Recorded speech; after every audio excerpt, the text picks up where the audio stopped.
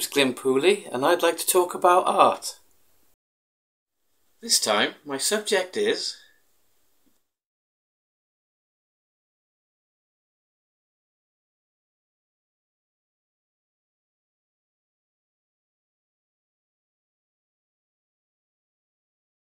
because it's quite a broad subject, so it's been a real inspiration for many artists throughout the years. With this piece, you can see this is like a little acrylic, or it could be in oil, and it's just a good way of looking at a simple sea image with some nice structure to see what's happened here, because it's easier to see what's going on than it is with some of the more highly finished pieces we'll look at later. So it's adhering to all the rules of the language you're painting, which is interesting to see.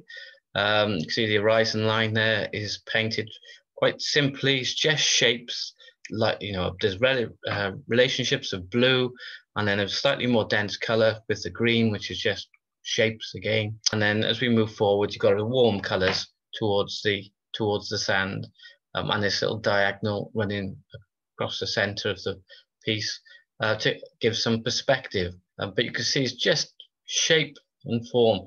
Put it on just for some of us. If you want a simple one to copy, see what's going on in the picture, you've got that guide. All the language, as we said, is there. The sky is working from dark blue to pale. Bluish in the distance creates perspective, and the warms come forward. And look at the textures as well. On a canvas, acrylic, rough painting, you know, scumbled with the side of the brush in the direction, just put marks on the direction you need, you know, sky going off with the diagonals, etc., and the trees being pushed up in simple shapes. So simple shapes can create a nice effective seascape. This is another relatively straightforward way of creating a seascape by a chap called Jonathan Trim. He's based over in Essex.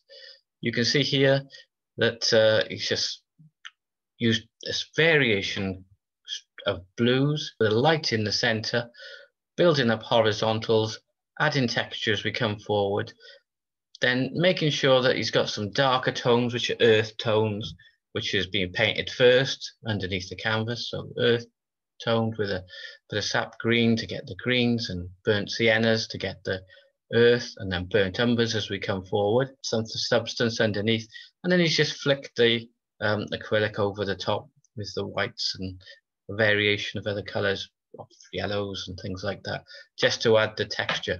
So it'd be a case of starting in the background, putting the sea in first, and then moving forward, putting the darker colors as we move down, and then just flicking a little bit of texture paint over the top. Just being mindful of lights to darks, you know, a bit of structure in the piece.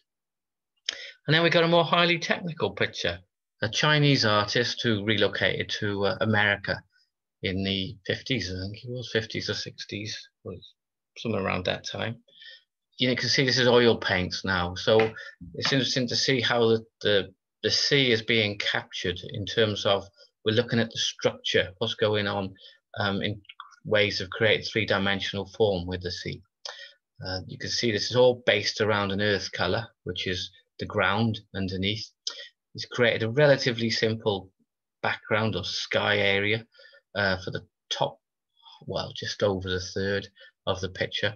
And then as he comes down, he builds up these horizontal planes, being mindful that the light is coming down from the right-hand side, and as we move forward. But you can see the off blue color he's used, the blue-gray, which is a theme which holds the whole picture together, is there in the sky, and it's also reflecting in the water. You know, the water is mirroring the sky again. And by placing these dark areas for the structure of the rocks, he's creating the opportunity for us to experience the light. But what we want to kind of look at is the structure of the wave here. You can see the blue structure running up this side of the wave. It's flanked either side by the dark in the background. So it's just dark, light, dark. You know, dark creates light. Blue for the reflections, for the shadow areas, and for the light areas, he's warmed it up. A white with a little bit of maybe even yellow or Naples yellow or something like that. Burnt sienna, even adding just a touch of that, just to warm up where the light would hit it.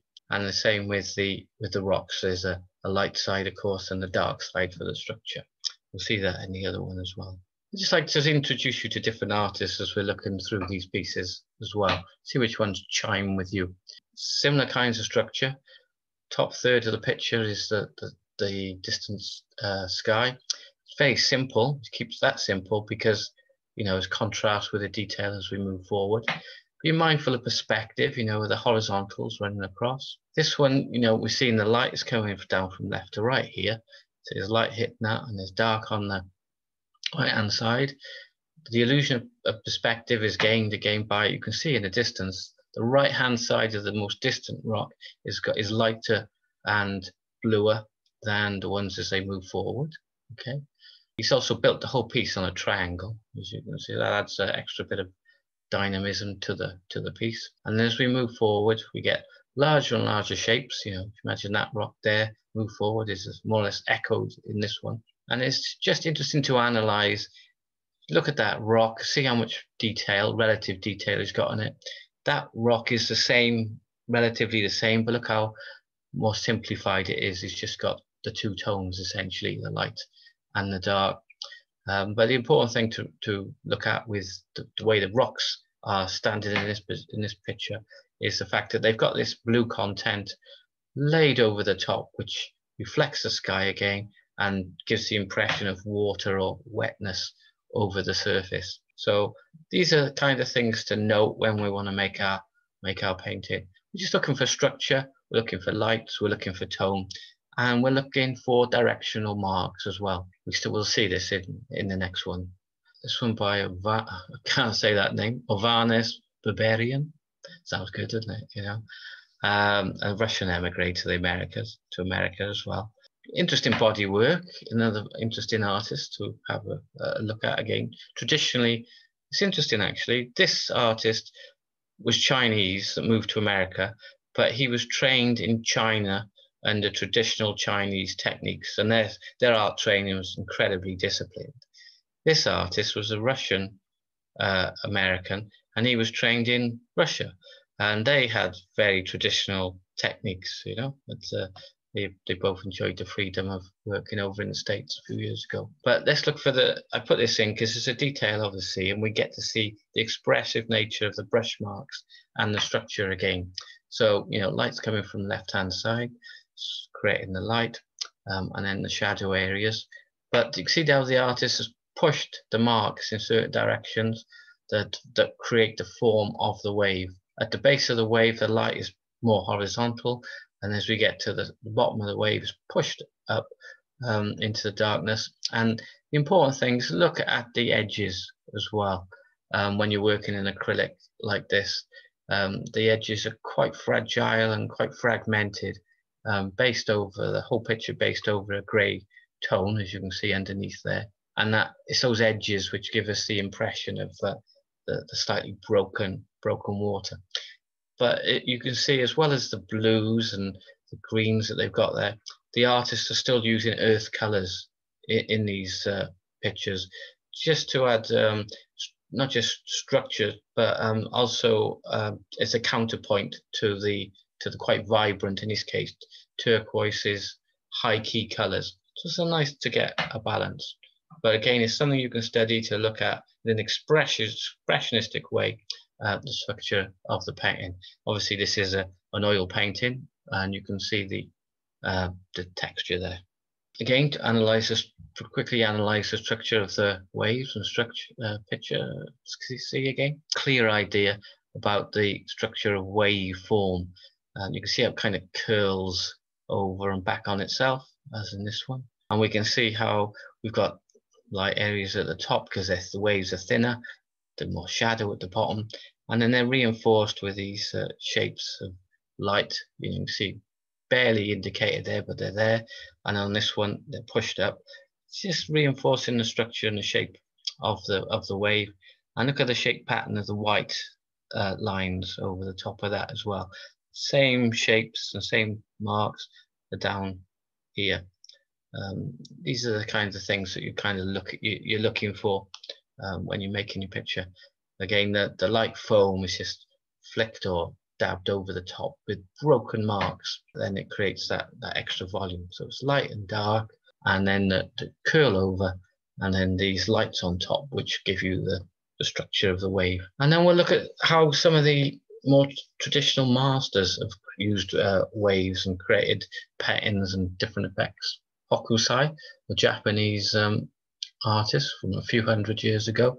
This is a woodblock print, but we were just looking at the curve and the form of the wave and its structure just now, and you can see the same thing is being applied even when it's in a graphic format, just to reinforce the form and the whole dimension of the wave, how he's kind of created the foam effect, but he's given it a kind of more of a psychological dramatic effect with the foam here, because it's almost like the claws are going to land on the poor sailors that are in these boats here, almost overwhelmed by the power of the wave which is curving around. And this is, of course, an image about the forces of nature and our relationship with the sea and with nature. There's Mount Fuji in the background there as well, which was another theme which reoccurred constantly in Hokusai's work. But it's a lovely melody and just some blues and relationships of blues. But again, there's some earth colours just balanced in it. We're always looking for these kind of themes or shorthand when we're studying artwork to see how we can then employ them in our pieces, so we don't have to keep reinventing the wheel. Okay, reinforcing shapes and marks. We see in the lights and the darks. We see in the relationship between the colours, the overall colours, and the earth colours. The power of the wave is being swirled around. As I said, that was painted 300 or so years ago. It'd be interesting when we look at some of the contemporary artists, how they've employed exactly the same techniques. Jumping a couple of hundred years forward to the American artist Albert Bierstadt. He painted these large monumental pictures, actually, mainly of the Midwest, but he tackled the sea here. Element of narrative, the shipwreck, which does appear in quite a few of these big paintings from the 1800s and 1900s, because the power of the sea, of course, was having a major impact then. Most transport and taken around the world by the ship, and it's just an indication of the life's fragility and amongst the enormity of it all in these cases.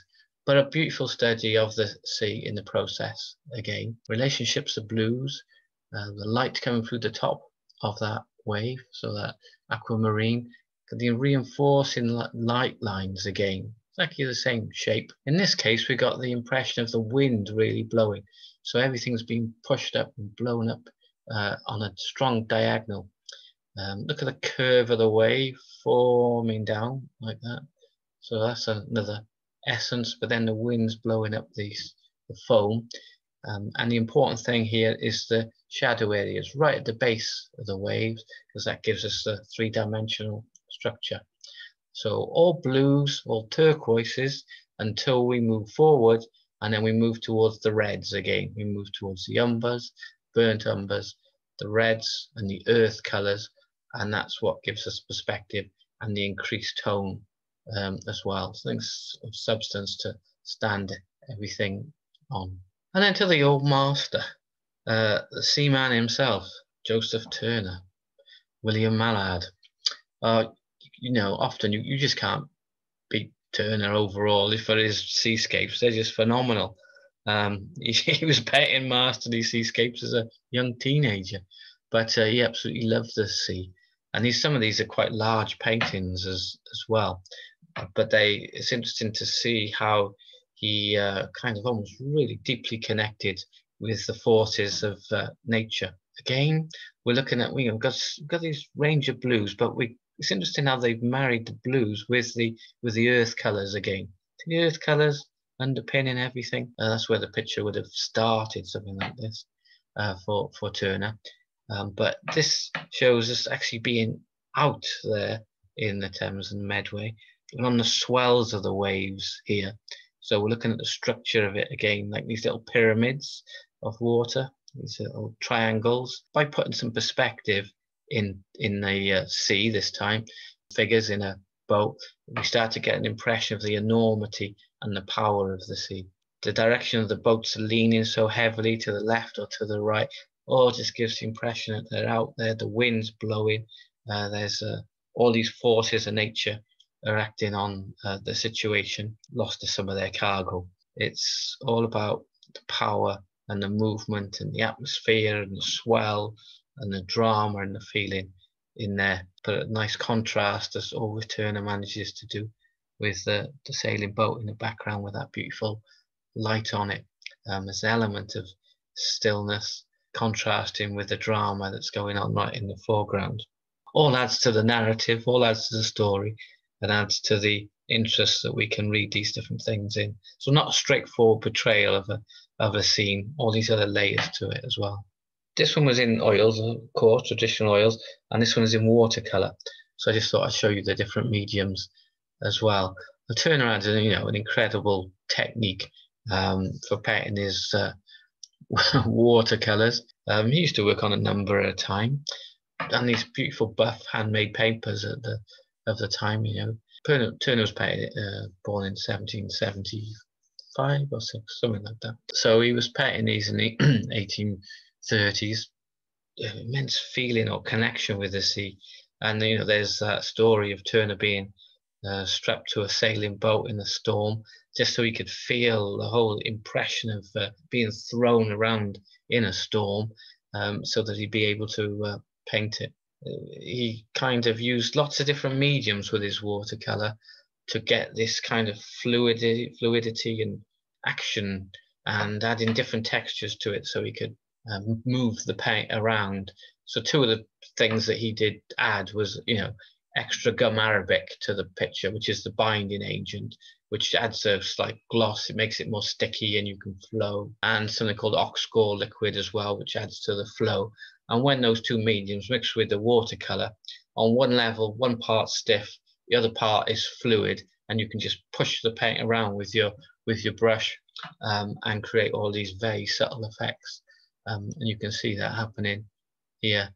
He's even managed to create the power of this face in the sky, 2 eyes, nose and mouth appear, and all these kinds of other shapes and forms, like there's angels or seahorses falling over and overpowering the poor old ship with the little people on top there as they try and survive the enormity and immensity of the wonderful, powerful sea. Everything swirls around. Talk about that vortex or spiral for Turner. That's what gives us the energy. If you want energy or that kind of movement in a picture, it's that vortex and those diagonals which will kind of do it. And the kind of brush marks, the brush techniques you use as well. You actually see the paint being pushed around in lots of different ways there. It's not flat or finished. It's pushed around, it's energized. So if you energize your paint and you add to the vortex and you add the diagonals, then you get all that energy into the painting as well. And you can see it in this one with fishing boats in a storm. We like these storms, Turner. The scale is given there again by the figures which are in this lovely little boat with the mast pointing towards the light. He employs the sky and the sea as almost like one integrated factor for the forces of nature. Different kind of sea there, still underpinning structure. There's earth in there, and you get the touch of the greens and aquamarines underneath and greys. And direction for the foam is slightly different there. The wind's blowing in left direction. It gives the consistency of the wind. You can see that by the light marks being pushed from right to left, and of course that the boat's leaning in that direction. Where the light source, light coming from the center again, everything circling around, light thinner at the top, darker at the base. These kinds of things is what we're noticing and holding on to, so we can make sense of the picture and then transfer it into ours. Otherwise they all look a bit overwhelming. And the light he gets in this one is tremendous with the colour. This is the direction he went towards the end of his life. This is quite late now, 1840. And the rockets and blue lights, you can see the rockets in the sky there, close at hand to warm the steamboats of the shoal water. Shoal water is just narrow, shallow water, or it's like a sandbank or a ridge underneath the surface.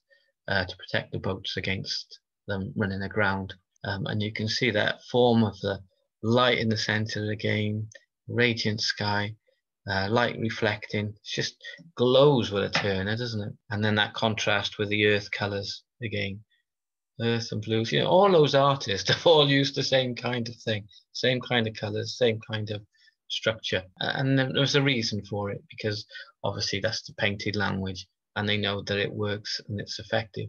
Although Turner just gives it another level because of the hues and the sensitivity that he manages to employ. Rotating round and round again, beautiful reflections, light in the center, texture, all employed. And his figures are just hinted at. You know, when we think of figures for scale, just analyze the shape and their forms, you know, little faces on them or anything like that. It's just the shape of them, and it's the lights and the darks are all there. Particularly when you see his turn in, you know, in the flesh, the figures in the mid and foreground. There's very little to them really. They're just light and dark shapes, all in the right kind of place. But they're like a kind of shorthand, but they work. And then to Monet. And talking of shorthand, this is interesting to see how Monet uses the language of paint very economically to create this seascape here. And you know, it's all in those blues, some of it moving towards the earthy greens again there. But it's all about the marks and the scale and the size of the marks. You can see as we move from the distance there, lighter in the distance, stepping forward, marks keeping horizontal, just get thicker and broader as we move forward. The side of the wave just broken down into the shape. So he's analysed the shape, and that's all he's put in. You know, nothing too fussy at all. From some of the early ones that we looked at with all the detail, the photographic detail. It doesn't have to be that way. It can be this impressionistic. Of course, he was an impressionist painter. All the essence is there. So it's the size of the mark, it's the shape of the mark, and the tone of the mark. Relatively limited palette. Once you kind of limit yourself in some ways, you can create very atmospheric and specific and very interesting in lots of ways pictures by letting the materials work with you. As he's done in this, you get this incredible feeling of light and glowing. When you analyze it, you can see that the blue, which underpins most of the sea area, which is just disappearing into the distance there. We don't know where the sea ends and the sky begins. And the marks are just a hint. The essence, editing out of information gives us everything that we need. Tremendous glow in the picture by contrasting warms and cools, and of course complementary colours here as well, moving towards the orange and the subtle blues. We're looking at sea, we're looking at how sea is portrayed, and look at its essence. It's just some shapes, it's just the odd little mark, nothing too specific at all. Into reflection there, which is just colour underneath, but it's getting the size and the scale of the mark together, emphasizing the undulating, horizontal emphasis, slightly undulating, and that creates a beautiful image. Impressionist painter, Auguste Renoir. He's now focused on the power of just the wave crashing on the shore as well. This was probably painted about the 1880s, something like that. You can see, you know, he's employed something similar to Monet at the top, just a hint of the odd little boat. That just gives scale. So it gives us an impression of the enormity and the force of the waves then in the sea. And this is all about his feeling in relation to the wave as it crashes onto the shore. We can see the vigorous nature of the marks being put on. Sometimes these were painted outside. A lot of impressionist work was, so you can see that every mark is in evidence there. But it's a shorthand again. It's just an immediate feeling towards it. But look at the shape and the form and the direction those marks are being put on, the way they're flowing up, and in this case they're swirling down for the curve of the wave as it crashes down. As well as it's got a melody of blue, we've got some of the ochres and the yellows, and again the earth colours and reds coming towards the foreground, just to add that extra dynamism to the piece. I mentioned earlier about creating energy in your picture. If you want energy for the sea, it's those expressive marks, being bold, to just place them on with a kind of abandon. Just enjoy it, but enjoy the kind of flow and the energy of how the sea actually moves. but it's this swirling, it's the curving, and then the highlights are just splattered over the top to create that extra movement, all on a diagonal plane again there as well. And then we got this wonderful Scottish artist, Joan Eardley. Not so widely known, really, but well known in Scotland and internationally. The people who are kind of love her expressionist paintings. Her body of work is absolutely fabulous. She only had a short life, unfortunately, but she made some wonderful pictures of children in Glasgow in the 1950s, and then these coastal scenes, very expressive. She would be there on the seashore in all kinds of weathers out there with these oil paints, splashing them around. You can see the energies they splattered across the surface there, and just breaking everything down to the essence, but we get to focus on the form of the light in the center there, contrasting that with dark. See how she's, etched into the canvas there with her knife etched into the surface, letting the paint, just the energy and the force of the sea and being out there in its presence, just fall into the canvas. And kept a very limited color palette, as you can see, the greys and the blues, softer in the background, more saturated in the foreground, as we get this impression of the sea really in the winter coming up over the edge of the sea wall.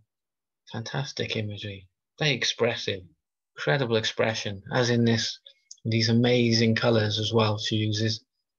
She creates tremendous textures with her oil paints, layering one on top of the other and then etching and scratching them back with a knife. You can see how it's been scratched back in different places over the surface. Actually doing this out in situ and putting it on with different brushes, putting it on with rags, putting it on with knives, all kinds of things, just trying to get the real feeling of the place and the space there. Wonderful warm in the center as a lovely contrast to that cadmium yellow. The light being portrayed by the dark intensity of the umbers. The darks of lights against the darks creates that light form again. But we get a tremendous energy that we saw in some of the Turner pictures coming through. And then we get to focus in the center and just roll around over the surface as well. But this is a real visceral reaction and feeling towards the sea, being out in that place, and she manages to create that. And as I say, she does in those wonderful children portraits as well, which is really worth looking at. And that feeling of that, some of those late Turners are in this picture as well. The energy of the form, water and the form, and the dynamism of the elements are being captured in this. You kind of see the mist and the rain coming down, water crashing, so wet, all with a relatively muted canvas, color palette, sorry. And then you get these wonderful, more intense colors, the blues and the reds and ochres, to give us some just hint of three-dimensionality of the boats and the odd figure. All you can see are brush marks, the hands, the rags, the fingers, which have gone onto that, are all in vision in the piece, and that all adds to that fantastic dynamism of the work.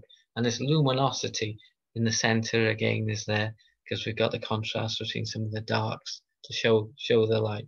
Incredible feeling, that's more difficult to achieve than it maybe it looks. You've got to really connect yourself with the elements to do something like that. But wonderful if you engage with it and give it a go. And as in contrast, just looking at different artists, we've got Joaquin Sorolla, the Spanish artist, famous for capturing light, particularly his portraits and figures, but he uses beautiful colors, so it's nice to see the contrasts. This time, we see the water being portrayed with this beautiful aquamarine, mixed with these pinks and purples, high contrast, high definition and vibrancy to the colors. Got some earth in there again to kind of counteract everything, but you can just see shape, and tone. For the water, emphasis on the horizontal, but just hinting at the right kind of mark and the right kind of shape, but nothing too detailed. Slightly more marks in the foreground. As we get to the distance in the water, you can see it's just a horizontal shape. And that's what we're trying to do as painters. We're just trying to edit information away. As they say, edit the unnecessary away so that the necessary can speak. He's done here. He's just broken everything down into shape, tone, and the kind of marks that needs to be put on to portray whatever we're revealing. And being mindful of the light source, again, so the light hitting the top of that. Elements like that. It's all pretty similar in the language of painting. When you look at them paintings over and over, we're just going to try and get it deep inside us so that we've got it as a kind of tool, that we get the ability to edit information away, and take ourselves into the language of painting. This is the important thing, rather than just trying to copy what we think we see with our eyes via, photographic content, etc. Always think of how we translate the color, how we translate the shape, how we translate the image. And, each time you can see these artists are using effective tools. So seeing them over and over and over, they'll seep into us, and we'll be able to not just appreciate and analyze their artwork, but get keys in how to make our own using their tools as well. Another Sorolla picture, editing information away again, shape and form. Interesting to see the shapes of those waves with the white horses over the top.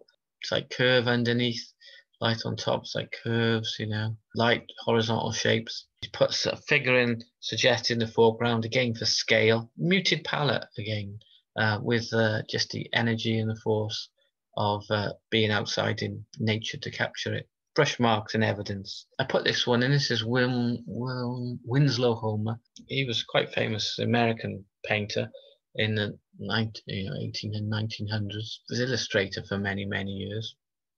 But I put this in just to see, it's a watercolor, how he captured the reflections simply and effectively. So you can see the reflections from this boat here. They are just, as I keep saying over and over, shape. Just analyze the shapes and the direction of the marks, So always shapes and direction of the marks. Perspective, thinner shapes at a distance, broader and broader as we get through bigger shapes, we get to the front. But the emphasis on the horizontal again, boat as well. It's how he gets the impression of the reflection of the water moving. It's the edges, it's those edges shape. Don't need a lot of fuss, but look how those shapes have created the effect of water lapping up and down on this surface. So in our painting, it's important for us to look at shapes, to look at edge shapes as well, and see how they contrast to what is next to them. Because if we can analyze that, we can save ourselves a whole host of time over and over. And again, it's the reflection of lights against darks. There's only so many things we can use in painting. Once we kind of slowly let them seep into us, we get the language. It all becomes a lot more fun. This is another one with him as well.